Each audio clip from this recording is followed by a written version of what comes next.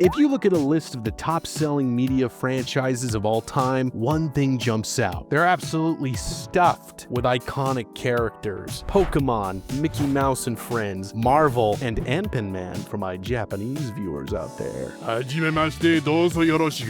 Pretty much every top spot is backed by characters who are instantly recognizable, and many of them have been around for decades. Winnie the Pooh, for example, is over 100 years old and still sitting at number 3. There are a few modern entries, but they're the exception, not the rule. In a recent video, I explored why I think we're seeing fewer new characters reach that level of cultural impact, and I looked at it from a design perspective. Essentially, I think it comes down to 4 key design principles that seem to have been misplaced by a lot of modern character designers. It's not that today's studios don't want to make the next Toy Story, they just can't. But after all my hyperfixation of what makes a character iconic, a lot of you raised a really good question in the comments. Does every character need to be iconic? It helps, but no, not every character should be iconic. There are plenty of good design reasons why you might intentionally ignore one or more of these 4 principles. And in this video, I'm going to go through each principle and show how breaking it can actually make a character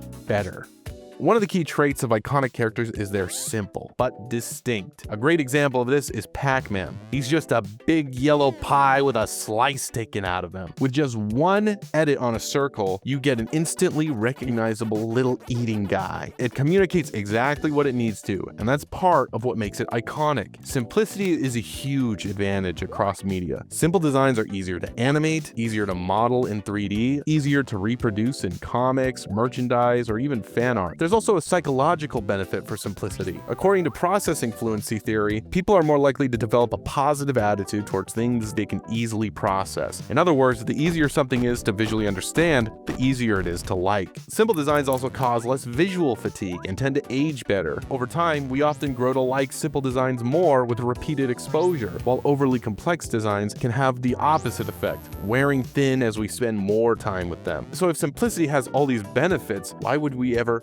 not want that? As Scott McCloud explores in Understanding Comics, there's a trade-off when it comes to detail and realism. A simple, abstract face, like a smiley face, is a blank canvas. That's why we so easily identify with simplified protagonists. We project ourselves onto them. The less specific the face, the more it feels like us. But when you add detail, a face becomes more real and more specific. It starts to feel like a particular person, not an everyman, and that changes our relationship with the character. They become someone else, a stranger, a villain, someone to observe, not inhabit. So if your goal is to create distance between the viewer and the character, maybe for an antagonist, then breaking the simplicity rule makes perfect sense. Sometimes a character shouldn't be a mirror for the audience. They should feel unfamiliar, unsettling, or outside of us. Another reason to intentionally avoid simplicity is to ground the world itself. Simple, abstract designs can be powerful for identification, but they also remind us we're in the realm of symbols. Sometimes you want your audience to feel like they're in a real place with real consequences.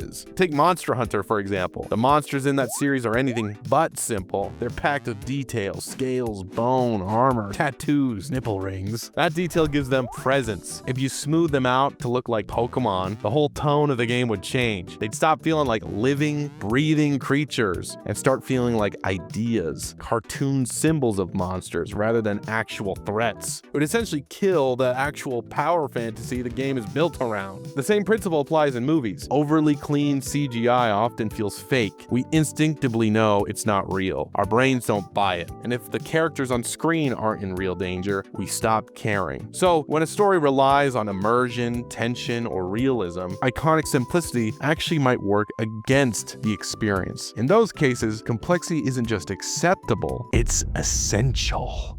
Immersion is often talked about in character design, but I think the better word for immersion might be fantasy. All types of media aim to sell a fantasy, a world, a setting, a feeling. Some fantasies are grounded and realistic, others are surreal and cosmic, and each one uses a visual language, style, costume, architecture, lighting, to make that fantasy feel cohesive and alive. Many of the most beloved fictional universes extend far beyond their original medium. Star Wars, for example, spans films, comics, comics, animation, games, novels, and more. What ties it all together is its visual and narrative consistency. There's a sense of discovery, of fictional archaeology, where every prop, costume, or background detail might have a history waiting to be uncovered. Dark Souls is another prime example. It has deeply influenced the broader industry's game design by embedding lore in character design, item descriptions, environmental detail. The more time you spend in the world, the more rewarding it becomes. But iconic characters usually don't operate like this. By design, they're meant to be understood instantly, even outside of any specific world or narrative. They're distilled for clarity and recognition. And that's a strength, especially when your goal is universal appeal, or when you need a familiar guide to lead someone through a strange or surreal world. Mario Odyssey is a perfect example where Mario can be dropped into a bunch of different art styles and different worlds, and it still works. But that same clarity can work against immersion. Mario Odyssey's world doesn't make any sense. Iconic characters aren't built for mystery. They don't reward deep reading. In an intricately built fantasy world, that kind of design can feel out of place. But where diegetic design does shine is with things like bosses and enemies, especially in games. These are designs that don't need to be iconic across all media. They need to be rich, specific, and rooted in the world they inhabit. A good boss design could feel like it was grown from the soil of the game's setting. You may not recognize it instantly, but as you explore, it becomes more meaningful, and that kind of design can be incredibly rewarding.